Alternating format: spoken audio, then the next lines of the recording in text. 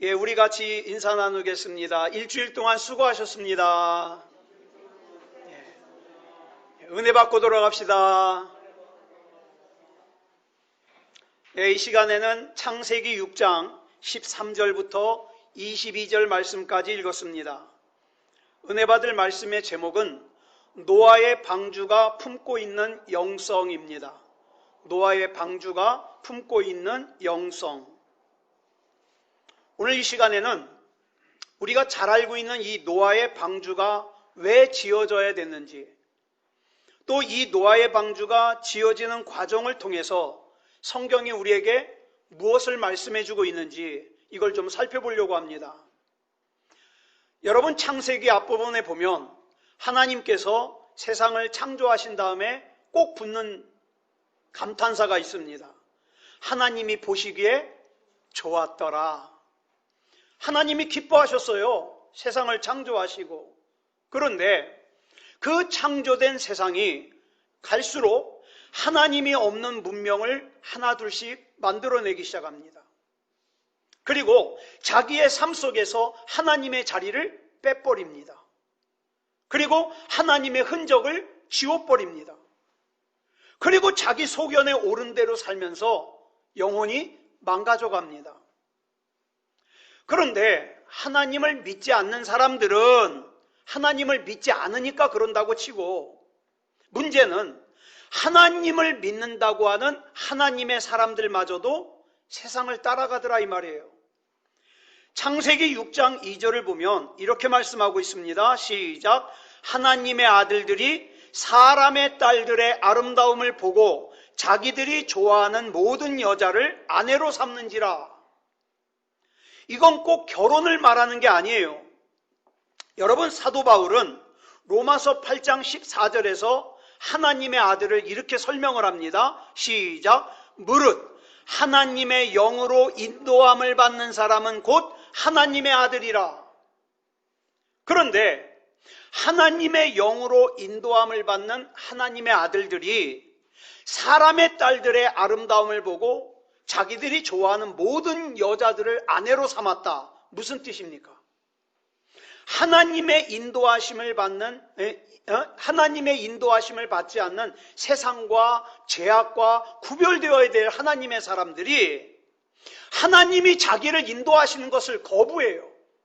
그리고 어떡합니까? 세상 사람들과 어울려서, 세상 사람들과 혼잡이 되어서 도대체 이 사람이 하나님을 믿는 사람인지 안 믿는 사람인지 분간이 안 가는 그런 삶을 살더라는 거예요. 이게 하나님의 아픔이에요. 내가 그렇게 창조하고 기뻐했는데. 특히 사람은 어땠습니까? 사람은 창조하시고 하나님이 심히 기뻐하셨어요. 심히.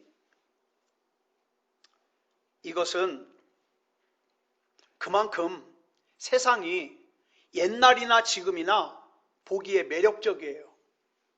그래서 어떻습니까? 그 세상에 쉽게 빠져버려요. 창세기 6장 5절로 6절을 보면 하나님의 아픔을 이렇게 설명하고 있습니다. 시작. 여호와께서 사람의 죄악이 세상에 가득함과 그의 마음으로 생각하는 모든 계획이 항상 악할 뿐임을 보시고 땅 위에 사람 지으셨음을 한탄하사 마음에 근심하시고.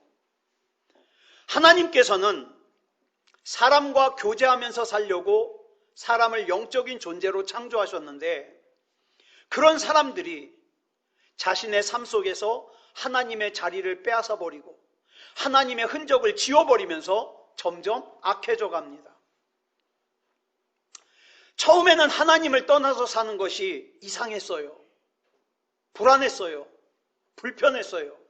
그런데 점점 아무렇지도 않게 되었어요. 처음에는 예배를 안 드리면 불안했어요. 불편했어요. 그런데 점점 아무렇지도 않게 됐어요. 그래서 예배를 안 드리는 것이 한 주가 되고 한 달이 되고 1년이 되고 수십 년이 되어가는 거죠. 근데 불편을 못 느껴요. 그러다 보니까 하나님께서 나에게 뭘 원하시는지에 대한 고민이 없어요. 관심이 없어요. 그저 철저하게 자기 맘대로 자기 소견에 오른 대로 결정하고 살게 되었습니다. 사람들의 상태가 이렇게 악해지니까 하나님께서 어느 날 세상을 물로 심판하시겠다는 모진 결심을 하게 됩니다. 창조하신 후에 보시기가 좋았다고, 또 사람을 창조하신 후에 보시기에 심히 기뻐하셨던 그 세상을 물로 심판하시겠다는 거예요. 이건 마치 이런 겁니다. 예술가가 자기가 최고의 걸작이라고 만들어 놓고 기뻐하고 사랑하고 자랑스러워했던 그 작품을 자기 손으로 깨트리는 거예요. 그거보다 더 아픈 거죠. 하나님께서는 이제 더 이상 영적이지 않고 철저하게 육체적이 되어버린 타락한 세상을 심판하시기로 작정하신 겁니다. 이 엄청난 심판의 계획을 세우신 하나님께서는 노아에게 하나님께서 어떻게 심판하실 거라는 심판의 계획을 알려주시죠. 그런데 심판 계획만 알려주시는 게 아니라 노아를 통하여 구원의 계획까지 알려주십니다. 즉, 노아의 홍수는 심판 자체가 목적이 아니라는 거예요. 그러면 하나님께서는 이 심판의 계획을 노아에게만 말씀하시고 다른 사람들에게는 말씀하시지 않았을까요? 우리는 흔히 이 심판의 계획을 노아에게만 말씀하신 걸로 알고 있습니다. 맞습니까? 우리가 아는 하나님은 어떤 하나님이세요? 한 사람이라도 멸망받는 것을 기뻐하지 않으시는 하나님이에요. 이 말은 하나님께서 노아에게 심판의 계획을 말씀하셨듯이 다른 모든 사람들에게도 말씀하시기를 원하셨을 거라 이 말입니다.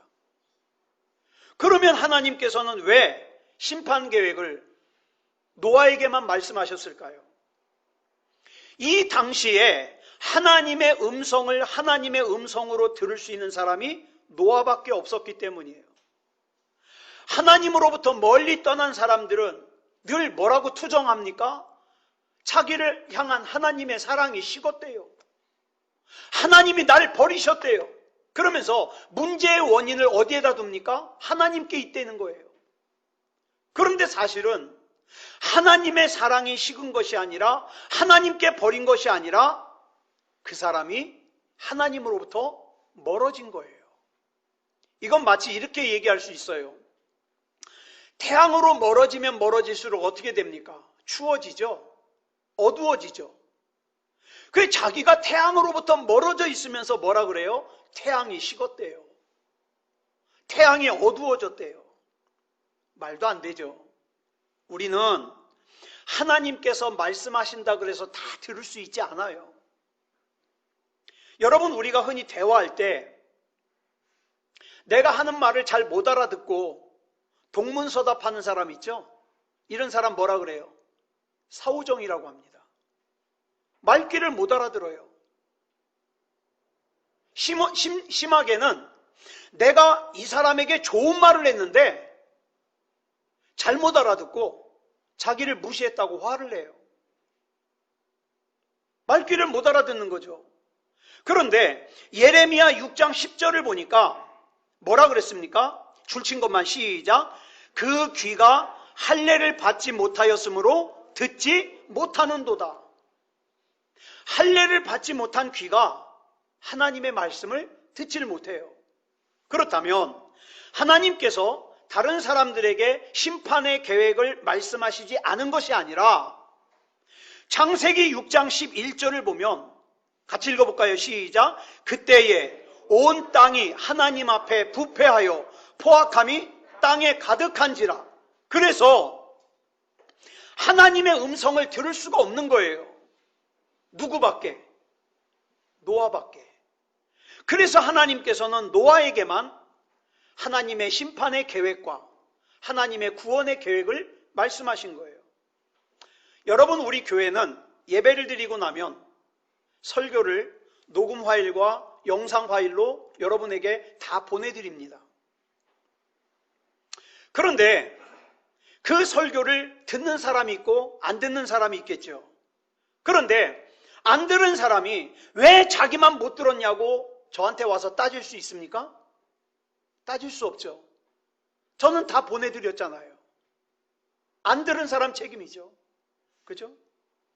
마지막 때에 그래서 악한 마귀가 자꾸만 사람들로 하여금 어떻게 만듭니까? 예배의 자리를 떠나게 만들고, 심지어는 예배의 자리에 있더라도 하나님의 음성을 듣지 못하도록 귀를 막습니다.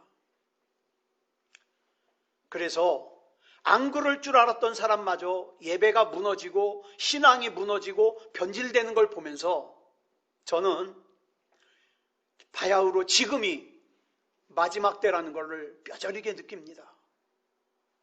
이거는 목사님들이 이구동성으로 하는 말이에요. 지금은 알곡과 가라지가 분리되고 있어요. 예전에는 믿음이 없으면서도 교회는 다닌 사람들이 있었죠. 그런데 믿음이 없으면서 교회 다녔던 사람들은 이제 다 떨어져 나갑니다. 떨어져 나가요. 알곡만 남게 되는 거죠. 예배의 자리에서조차 하나님의 음성을 듣지 못하는 사람이, 여러분, 사업장에서 하나님의 음성을 듣겠습니까? 지하철이나 버스를 타고 다니면서 하나님의 음성을 듣겠어요?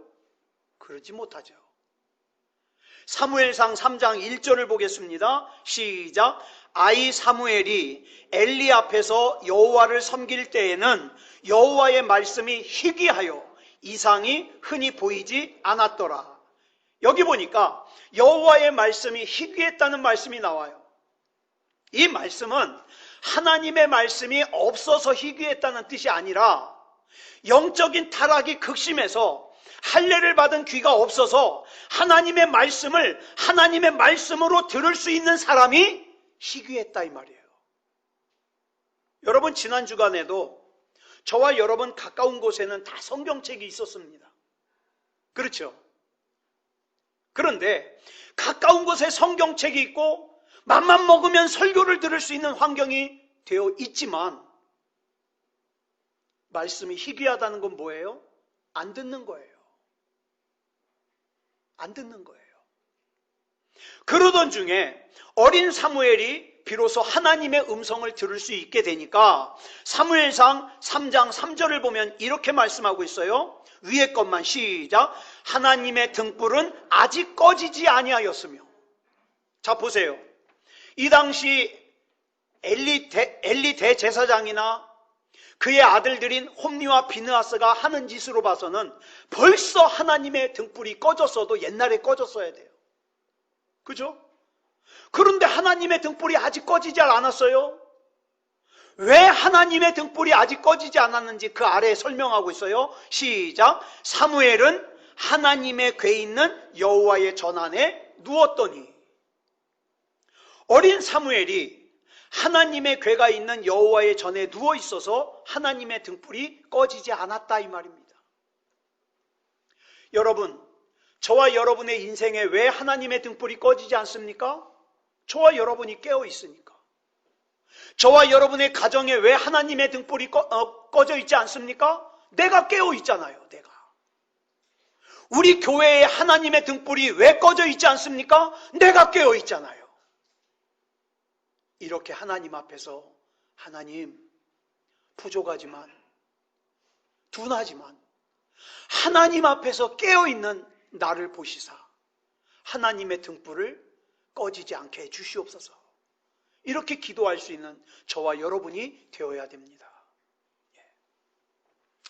열왕기상 19장을 보면 엘리야 선지자가 하나님 앞에 푸념을 합니다.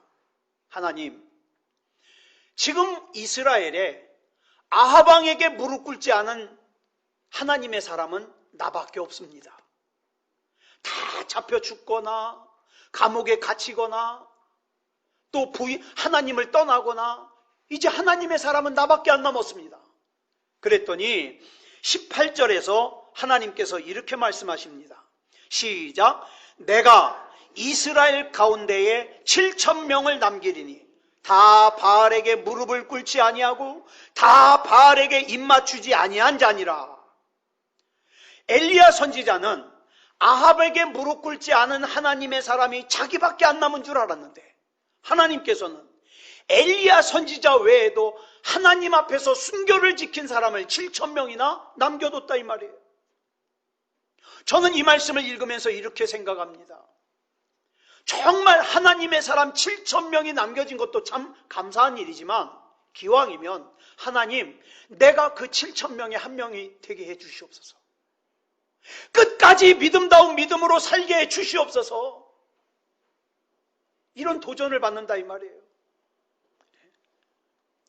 세상의 모든 사람들이 하나님을 떠날 때, 세상의 모든 사람들이 하나님을 실망시킬 때, 그래서 진짜 이제는 믿음다운 믿음을 한 사람도 찾아볼 수가 없다는 그러한 상황이 될 때, 주님, 그러한 상태에서도 내가 하나님이 찾으시는 믿음이 되게 해 주시옵소서. 하나님의 기대이게 하여 주시옵소서. 하나님의 비전이게 하여 주시옵소서. 하나님의 섭리이게 해 주시옵소서. 누가 이렇게 기도하시겠습니까? 이것이 영적으로 깨어있는 어린 사무엘 한 사람 때문에 하나님의 등불이 꺼지지 않았다는 이 말씀을 통해서 우리가 듣는 말씀이고 메시지이고 도전입니다. 그리고 이어지는 사무엘상 3장 4절을 보면 하나님께서 사무엘을 부르십니다. 같이 읽겠습니다. 시작.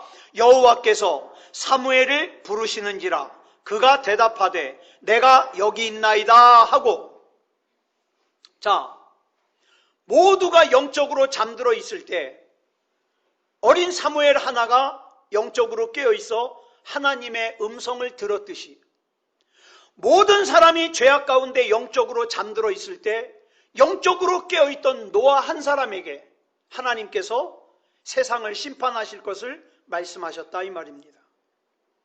여러분, 오늘 저와 여러분이 사는 세상은 어떻습니까?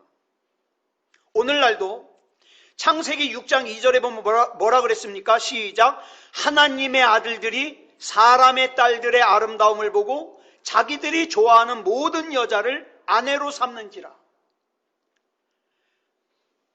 자기가 하나님을 믿는데요, 자기는 하나님의 아들이래요, 하나님의 딸이래요.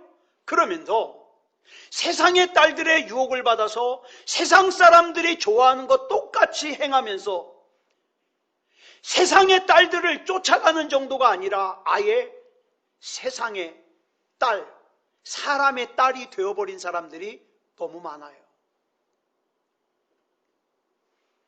로마서 1장 28절부터 쭉 보면은 마음에 하나님을 두기를 싫어하는 것으로부터 시작되는 많은 죄들이 열거가 되고 있습니다. 어떤 죄냐? 불의, 추악, 탐욕, 악의, 시기, 살인, 분쟁, 사기, 악독, 수근수근하는 거, 비방, 능욕, 교만, 자랑, 악을 도모하는 거, 부모를 거역하는 거, 우매한 거, 약속을 깨는 거, 무정한 거, 무자비한 거, 이런 죄들이 나와요. 하나님을 떠나니까. 그러면서 결론적으로 32절에서 뭐라고 기록을 하고 있느냐? 같이 읽겠습니다. 시작. 그들이 이 같은 일을 행하는 자는 사형에 해당한다고 하나님께서 정하심을 알고도 자기들만 행할 뿐 아니라 또한 그런 일을 행하는 자들을 옳다 하느니라.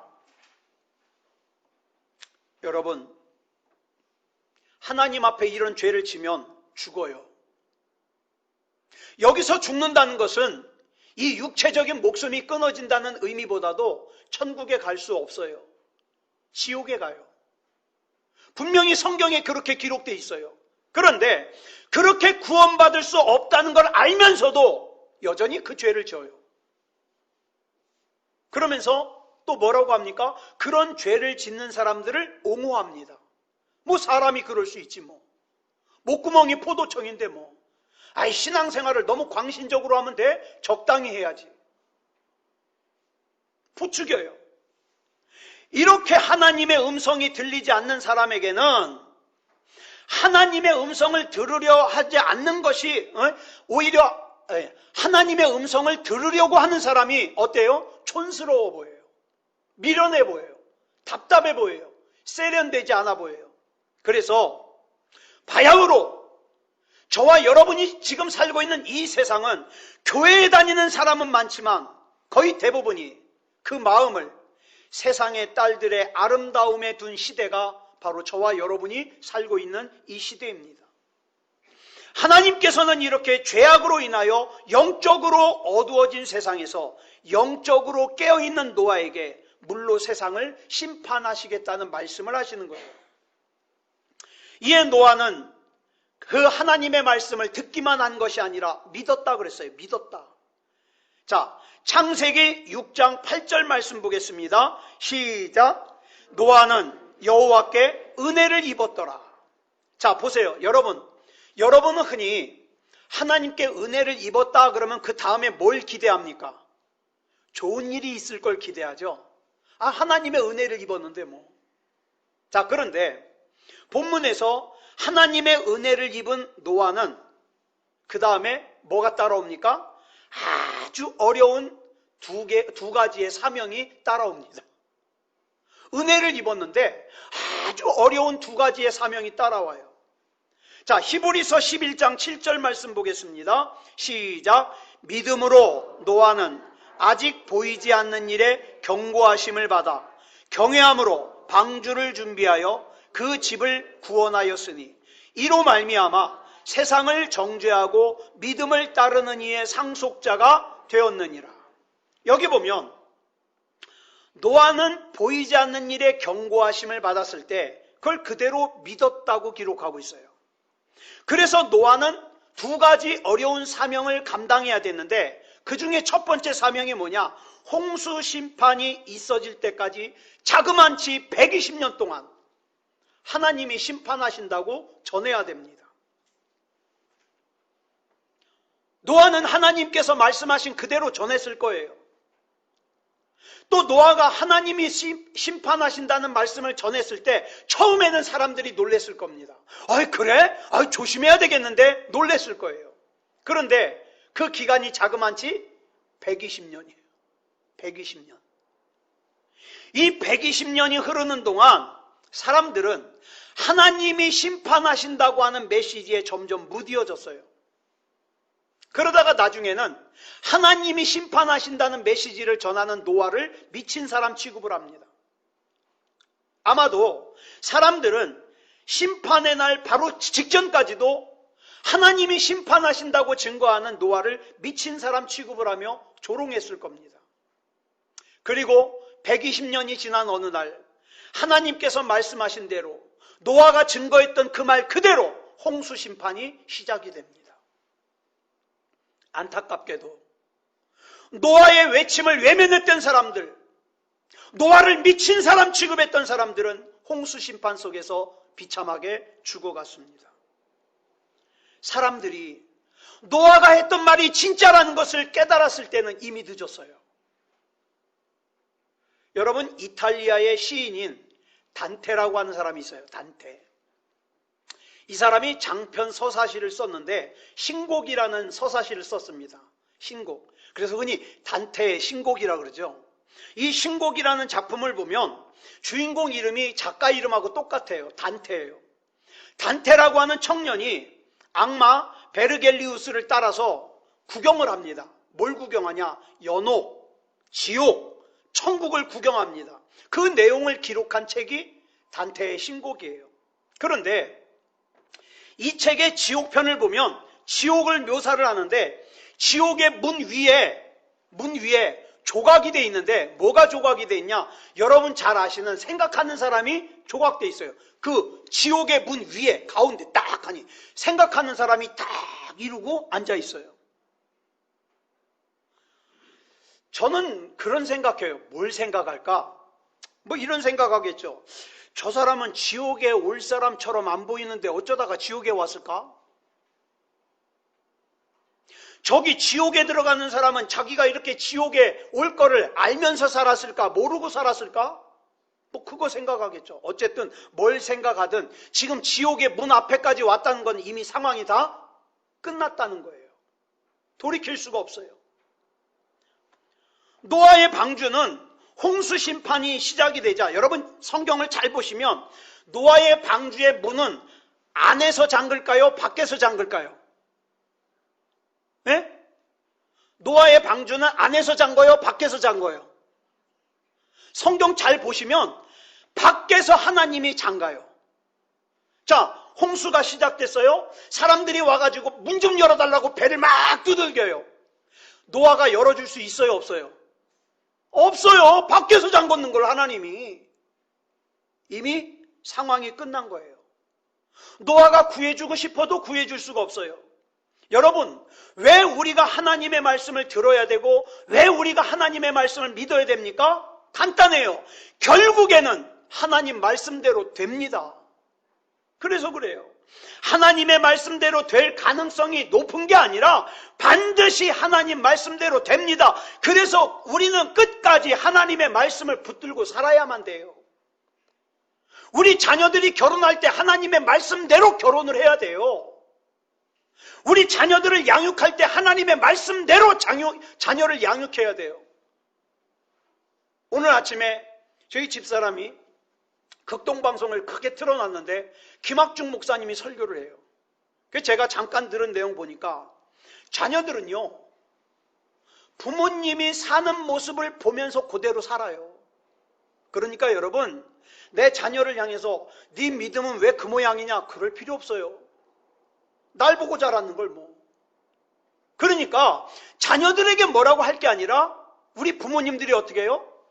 바로 살아야 돼요. 어떻게? 하나님이 말씀하시는 대로. 또 우리는 하나님의 말씀에 따라서 내 재산을 관리해야 돼요. 또 우리는 하나님의 말씀을 따라서 우리를 세상으로부터 지켜야만 돼요.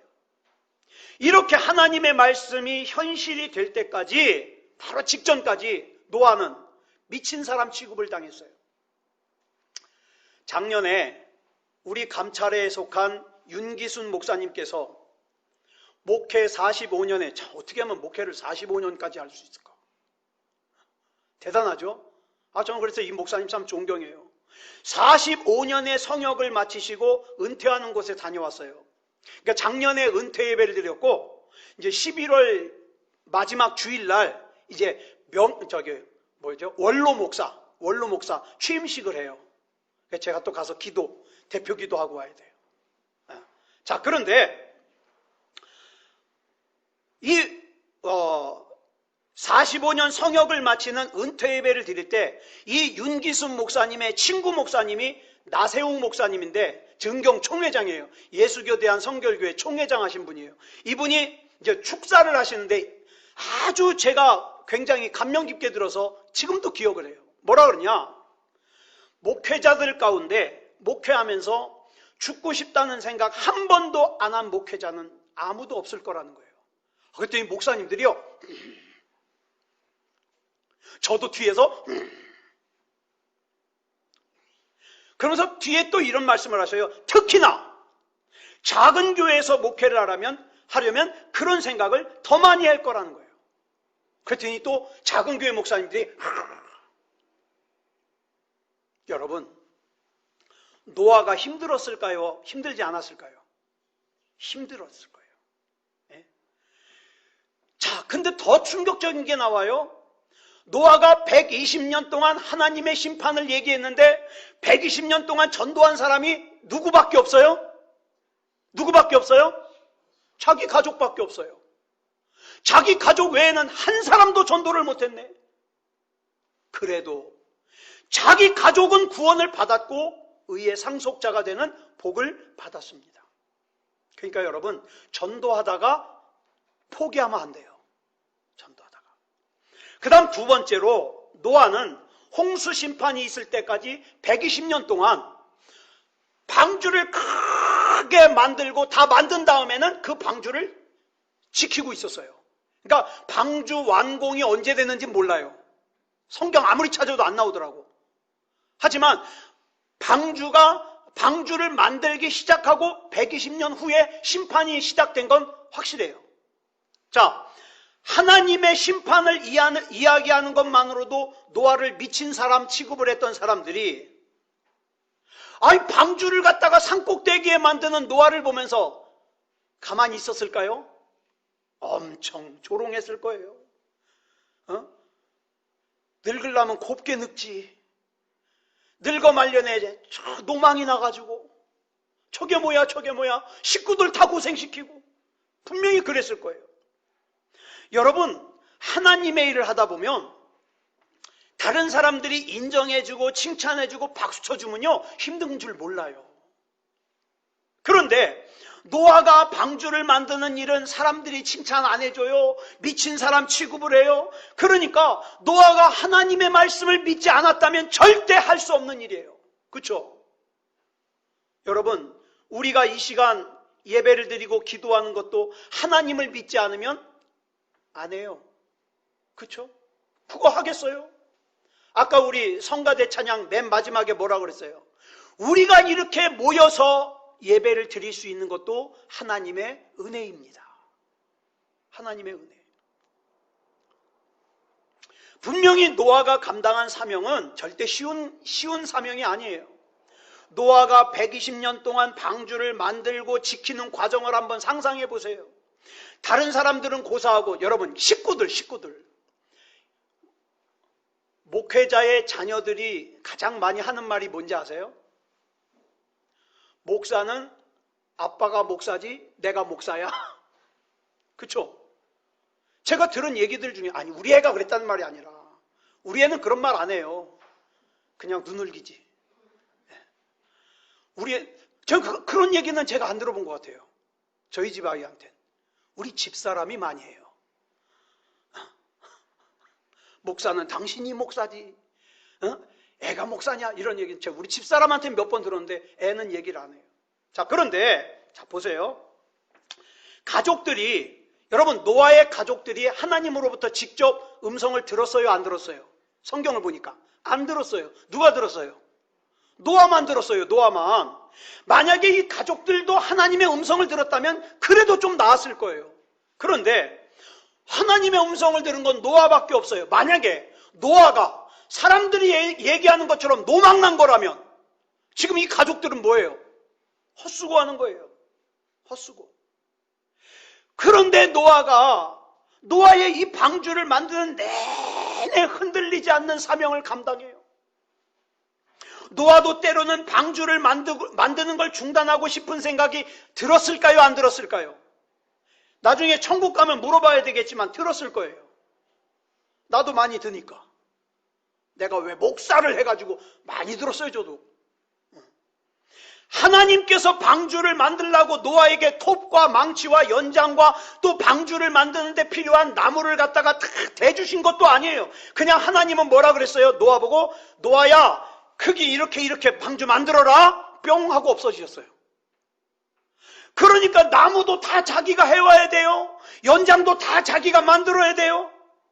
또 그걸 갖다가 구입할 수 있는 돈도 주신 거 아니에요. 하나님이 성경에 보니까 그 재료를 구입할 수 있는 돈도 주신 게 아니에요. 그 방주를 같이 만들 수 있는 사람을 붙여주신 것도 아니에요. 그냥 약속만 주시고 뿅이에요. 그러다 보니까 하나님의 말씀에 순종해 나가는 삶이 때로는 힘들어요. 외로워요. 중간에 그만두고 싶은 유혹을 받을 때가 한두 번이 아니에요. 그런데 여러분, 하나님의 일이라는 것이 그럴 때가 많다는 거예요. 자, 이스라엘 백성이 출애굽을 해가지고 요단강 앞에 섰습니다. 하나님이 건너래요. 그러면 우리 상식적으로 하나님이 요단강을 건너라고 하셨으면 1년 중에 이 요단강의 물이 제일 많을 때예요? 제일 없을 때예요? 아니, 상식적으로 우리가 기대하는 건 없어야죠. 하나님이 건너라는데 발 좀 이렇게 걷고 첨벙첨벙 건너면 얼마나 좋아요. 예수님 찬양하면서 건너겠죠. 근데 성경에 보니까 요단강이 1년 중에 물이 가장 많을 때예요. 이게 하나님의 일의 특징이에요. 노아가 방주를 만드는 일이 재미있었을까요? 예수님께서 십자가를 지시는 일이 재미있었을까요? 예수님이 십자가를 지시는 일이 재미있었으면 왜 이 잔을 옮겨달라고 피눈물을 흘려가면서 기도하셨겠어요? 재미없어요. 여러분 기억하세요. 하나님의 일은 절대 재미있어서 하는 게 아니에요. 편해서 하는 게 아니에요. 많은 사람들이 이게 불편하다고 부담스럽다고 피하지만 도망가지만 여러분 하나님의 일은 절대 편한 게 아니에요. 그래서 순교하신 주기철 목사님이 찬송시를 썼잖아요. 영문 밖의 길. 이 영문 밖의 길에 3절, 4절, 5절을 보면 이렇게 찬양하고 있어요. 우리 같이 한번 불러볼까요? 시작. 눈물 없이 못 가는 길, 피 없이 못 가는 길, 영문 밖에 좁은 길이 골고다의 길이라네. 영생복락 얻으려면 이 길만은 걸어야 해. 배고파도 올라가고 죽더라도 아픈 다리 싸매주고 저는 다리 고쳐주사 보지 못한 눈을 열어 영생길을 보여주니 7.8기 할지라도 제 십자가 바로 지고 골고다의 높은 곡에 나도 가게 하옵소서. 십자가에 고개 터기 제 아무리 어려워도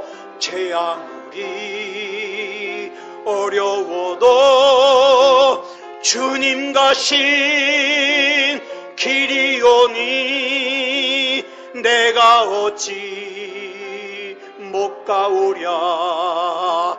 주님 제자 베드로는 거꾸로도 갔사오니 고생이라 못 가오며 죽음이라 못 가오랴. 아멘. 아담이 범죄한 이후부터 사람은 땀 흘려 일하지 않으면 먹고 살 수가 없게 되었습니다. 노아의 가족도 마찬가지예요. 노아가 방주를 만드는 동안 누가 먹을 거 대주는 게 아니에요. 그러니까 노아는 방주를 만드는 동안 방주만 만드는 게 아니라 일을 해서 식구들을 먹여 살려야 했어요. 여러분, 하나님의 일이라는 것은 할 일이 없어서 하는 일이 아니에요. 가족들을 먹여 살리는 일이 바쁜데 방주까지 지어야 하는 것이 하나님의 일이에요. 그럼에도 불구하고 방주를 지으라고 하시는 하나님의 말씀이 감격이어야 되는 이유가 뭔지 아십니까? 창세기 6장 14절에 나와요. 같이 읽겠습니다. 시작. 너는 고페르나무로 너를 위하여 방주를 만들되 그 안에 칸들을 막고 역청을 그 안팎에 칠하라. 여기 보면 방주를 누구를 위해서 만들으라 그랬어요? 너를 위해서. 너를 위해서. 여러분 예배를 누구를 위해서 드려야 됩니까? 나를 위해서. 중보기도를 누구를 위해서 해야 됩니까? 나를 위해서. 나를 위해서. 하나님께서는 하나님의 일을 아무에게나 맡기지 않으세요. 이 일이 나를 위한 거라는 걸 깨닫는 사람에게 맡기십니다. 그렇기 때문에 하나님으로부터 순종을 요구받는 것은요, 은혜예요. 네, 은혜. 그래서 창세기 6장 8절에서 말씀하시기를 뭐라 그랬어요? 시작. 노아는 여호와께 은혜를 입었더라. 자, 노아는 여호와께 사명을 받았더라 그러지 않고 은혜를 입었다 그랬어요. 그러니까 하나님께서 저와 여러분에게 무슨 일인가를 맡겨주시면 사명으로 받기 이전에 뭘로 받아야 돼요? 은혜로 받아야 돼요. 아,